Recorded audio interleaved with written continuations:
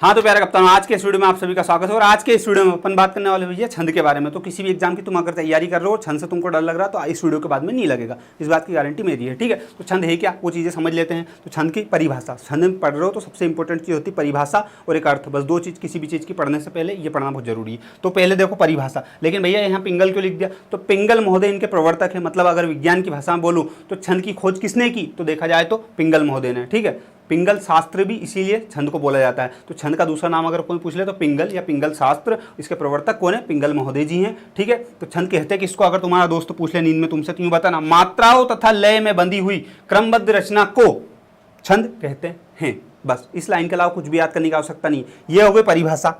अब किसी को याद करना है भैया क्या? अर्थ की अर्थ क्या होता है? तो इधर आओ। छंद शब्द चंद धातु से बना है। कौन सी धातु से? चंद से बना है, जिसका अर्थ आह्लादित करना। आह्लादित करने का मतलब क्या है? खुश करना। जैसे कविता, कविता छंद एक तरह से देखा जाए तो कविता कहानी यही होती है। ठीक है, तो कविता क्यों बोली जाती है? खुश करने के लिए। तो यही तो मैं कहना चाह रहा हूँ, यही तो यहाँ लिखा और क्या अलग से।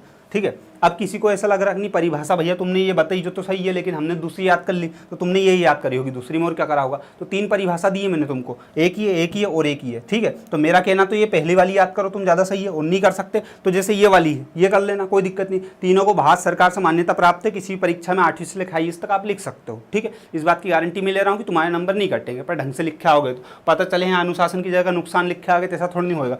अक्षर, अक्षरों की संख्या, मात्रा, गणना, यति, गति को क्रमबद्ध तरीके से लिखना ही क्या है? छंद है, या छंद कहलाता है या कहलाती है। ठीक है, अब वो कविता है ना छंद, इसलिए कोई जेंडर का थोड़ा ना। कविता के शाब्दिक अनुशासन का नाम ही छंद है। कैसे भैया?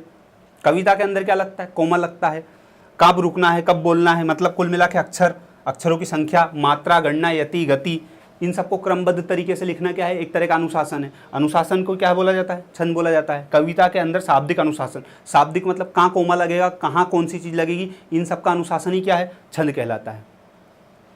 इनमें से जो अच्छा लगे वो याद कर लो, ये याद कर लो, कविता के शाब्दिक अनुशासन को छंद कहते हैं। और क्या घर आके बता दूं सारी चीज? छंद, छंद, छंद में पूरे में भैया कई कई याद करना पड़ेगा। सिर्फ दो चीज, एक तो परिभाषा, दूसरा अर्थ, और उसके अलावा दो चीज। उसके अलावा दो चीज में कुछ भी नहीं। छंद के भेद, उसी को प्रकार बोला जाता है। और छंद के अंग, अंग मतलब क्या भैया?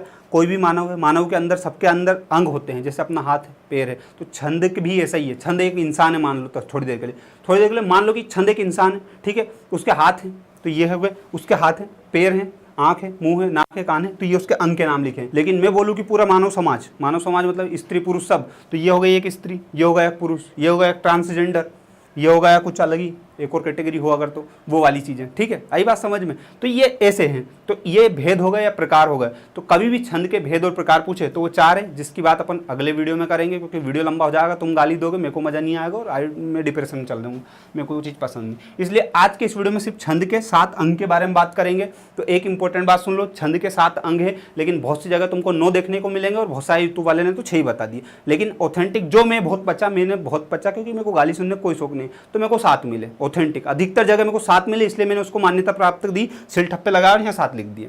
ठीक है, मान्यता मैं ही दूंगा ना, कौन देगा। इन अंक के बस मीनिंग और एक्चुअल में होता क्या ये याद करना है, क्योंकि बस यही पूछते एग्जाम में। ठीक है, तो ये चीज़ याद कर लो। उसके बाद में यहाँ पे जाएंगे दूसरे पार्ट में, और फिर तीसरे पार्ट में इसके एग्जाम्पल के थ्रू इनकी सारी चीज़ें समझेंगे, और चौथे में बहुत ऑब्जेक्टिव करेंगे। तो कुछ नहीं, धीरे धीरे कर लो, अभी ये तो करो कम से कम।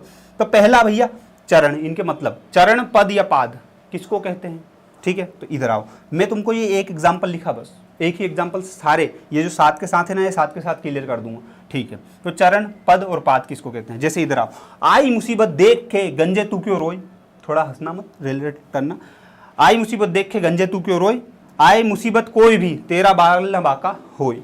ठीक है, पहली चीज, आई मुसीबत देख के, तो के बाद कोमा लगा है, गंजे तू क्यों रोई के बाद कोमा लगा है। ठीक है, तो यहाँ अपन रुके, यहाँ रुके, और ये आप देखो कोई भी के बाद में कोमा लगा है, तो ये 1 2 3 4 कितने उसमें टूट गया? 4 में। ठीक है, टूट गया ना 4 में। तो ये जो पद है, चरण है या पाद है, ये टोटल किसी छंद में 4 होते हैं। ठीक है, टोटल 4 होते हैं, बस इतना याद रखना। अब 4 जो होते हैं ना, उसमें से ये दूसरे नंबर का और चौथे नंबर का, तो सम संख्या कौन सी? 2 4 6 8 10 12 15 16 करना, कितनी कितनी बाबूराव आपटे सरी। तो ये तो 2 और 4 जो है ये सम चरण या समपद है, और ये विषम है। आगे बात समझ में? जो विषम संख्या वो विषम पद, और जो सम संख्या वो समपद होता है। ठीक है, एग्जाम में पूछते हैं कि सम, ये वाला कहाँ गया है, ये वाला समचरण किसे कहते हैं? तो जो दूसरे चौथे नंबर पे आता है वो सम, और जो पहले और तीसरे पे है वो विषम। तो चरण, पद और पाद एक ही होता है। यहाँ तक क्लियर? सांस लो, पानी पियो और आगे देखो। वर्ण एवं मात्रा क्या होता है? तो अपन छंद के अंदर की बात कर रहे हैं, तो छंद के अंदर जैसे ये देख लिखा है, देख लिखा है, तो देख में ये द क्या है? एक वर्ण ही तो है। बस यहाँ पे ये रहता है कि वर्ण स्वर है कि व्यंजन है। तो वर्ण दो तरह के होते हैं, एक स्वर एक व्यंजन। तो देखो ये आ लिखा, ये आ स्वर है, ठीक है। जिसके बाद में ई स्वर है, लेकिन माँ ये जो है अपना व्यंजन है। जिसके बाद में ये भैया जो सा पे मात्रा लगी, ये क्या है? तो वर्ण की बात हो गई। तो वर्ण दो तरह के होते हैं पूरे छंद में, ठीक है, स्वर और व्यंजन। जिसके बाद अपन कहा बात करें भैया मात्रा की, तो मात्रा भी इसमें दो तरह की होती है, छोटी मात्रा, एक बड़ी मात्रा। मात्रा के बारे में थोड़ा सा डिटेल में आगे बताऊंगा मैं। लघु मात्रा, दीर्घ मात्रा आती है, कौन कौन सी, ठीक है। जैसे इसमें जितनी भी छोटी की मात्रा वो भी आती है, बड़ी की मात्रा भी आती है। तो बस इस पूरे छंद के अंदर जितनी भी मात्रा आती है वो वाली सिस्टम है। तो वर्ण और मात्रा, तो मात्रा भी दो तरह की, वर्ण भी दो तरह के, ठीक है।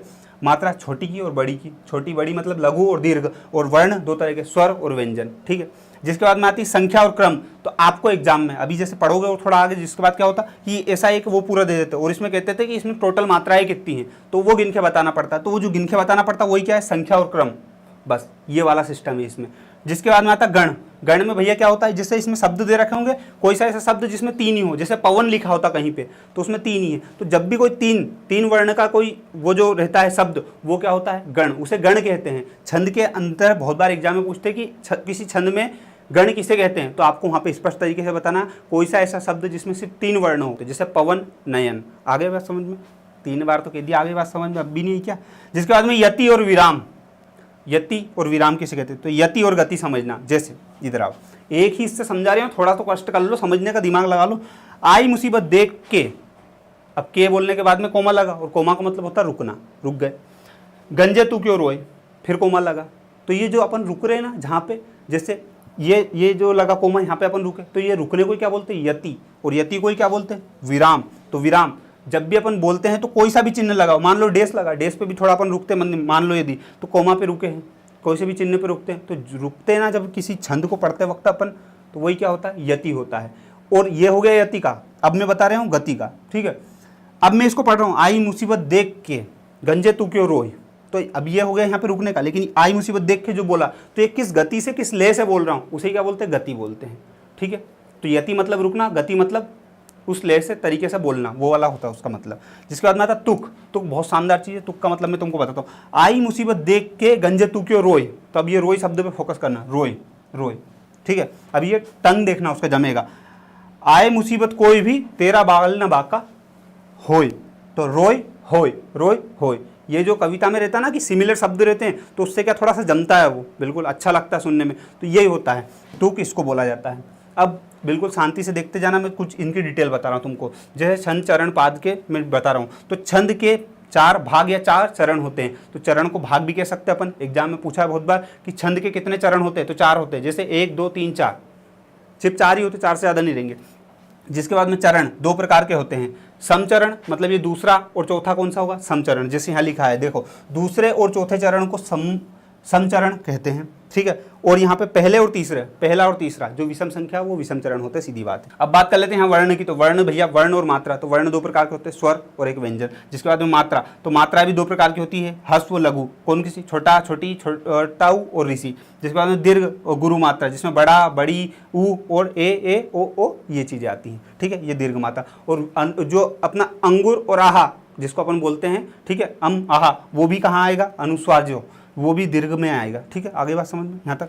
छंद में संख्या और क्रम, तो भैया वर्णों और मात्राओं की गणना को संख्या और क्रम कहते हैं। मतलब जितनी भी मात्रा एक छंद में लिखी हुई है, कहाँ गया ये, इसमें जितनी मात्रा लिखी है उनको गिनना पड़ता है छंद के अंदर। थोड़ा सा एडवांस पे जाएंगे तो बताऊंगा मैं वो चीज़ें। जिसके बाद में छंद के गण, गण किसको बोलते हैं? गण का अर्थ होता है समूह। समूह किनका समूह? यहाँ समूह 3 वर्णों का होता है, सिर्फ 3 वर्णों का, ना अधिक और ना कम, 3 का ही रहेगा। जिसके बाद में छंद में गति, छंद के पढ़ने के प्रवाह या लय को गति कहते हैं। बताया था ना, जिस प्रवाह से पढ़ते हैं उसे गति कहते हैं। अब तुम लोग को कमेंट में ये बताओ कि मान लो गति है लेकिन मैं उसको कोमा है तो कोमा पे रुकता हूँ, तो उस रुकने को क्या बोलते हैं, वो तुम बताओ। सब में ये बता दूँ। छंद में यति, यति मतलब विराम होता है, ठीक है। तो यति का मतलब अब देख लो, अब क्या बताओगे। छंद में नियमित वर्ण या मात्रा पर सांस लेने के लिए रुकना पड़ता है, इसी रुकने के स्थान को यति या विराम कहते हैं। जैसे आई मुसीबत देख के, अब के बोलने के बाद रुकना पड़ता है, देख के गंजे तू क्यों रोई, रुकना पड़ा कि नहीं पड़ा? तो यही तो चीज़ है, और क्या। छंद में तुक, तुक 2 तरह की होती है। पहली बात तो छंद के चरणांत कि अक्षर मैत्री, अक्षर मैत्री, रोय, ये देखो चरणांत, चरणांत मतलब ये चरण जो है उसके अंत में अक्षर मैत्री, ये ऐसे रोय और इधर होय, तो एक जैसे सिमिलर सिमिलर है कि नहीं है वर्ण, वो वाली चीजें। समान स्वर व्यंजन की स्थापना, समान जैसे या है, ठीक है, तो इसे क्या बोलते हैं, तुक कहते हैं। अगर मान लो बहुत सारी चीजें ऐसी होती हैं, बहुत सारे छंद ऐसे होते हैं जिनमें तुक बैठती है और जिनमें तुक नहीं बैठती है। तुक बैठती मतलब ऐसे समान वर्ण आते हैं तो तुक बैठ रही है, और अगर समान वर्ण नहीं आते तो तुक नहीं बैठ रही है। तो इधर आओ मैं बताता हूँ, जैसे तुकांत कविता, जिनमें लास्ट में तुक बैठ रही है उन्हें तुकांत बोलते हैं, और जिनमें तुक नहीं बैठ रही है उन्हें अतुकांत कविताएं बोलते हैं। जैसे हमको बहुत भाती हिंदी, हमको बहुत है प्यारी हिंदी, तो यहाँ पे भी हिंदी आया, यहाँ पे भी हिंदी आया, सुनने में थोड़ा अच्छा लगा। और ये एक और लिखा है जिसमें कोई मैच नहीं खा रहा कहीं से कहीं तक, अंडरस्टैंडिंग काम चल रहा है, तो ये वाला ये सिस्टम था। ये जो है ठीक है, छंद के अंग मैंने 7 बता दिए। अगले पार्ट 2 में अपन ये बताएंगे